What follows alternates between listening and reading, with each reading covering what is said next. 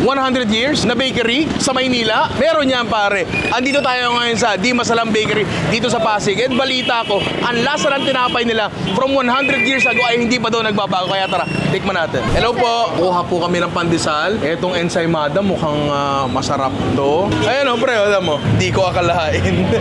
Ay, eto yung isang buo. Ang laki. Pre, ang bigat oh. Pre, ang laki oh. Parang pamilyar nga siya, pero alam kong gato, walang asukal sa taas. 100-year-old Braso de Mercedes, pare.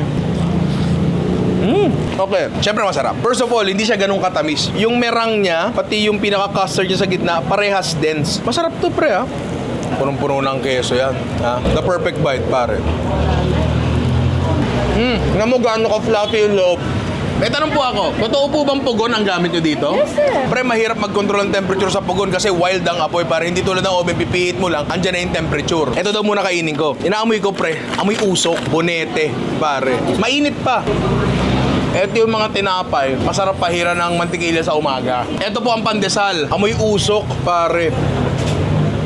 Hindi nga siya sintamis ng pangkaraniwang pandesal. May mga pangkaraniwang malunggay pandesal sa paligid. Matatamis na yun eh. Ito, perfect tong palamanan ng liver spread, butter, kesong puti. Ako, pre, puntahan nyo na to. Hindi na kayo makakita ng mga gantong tinapay, lalo dito sa Maynila, pare.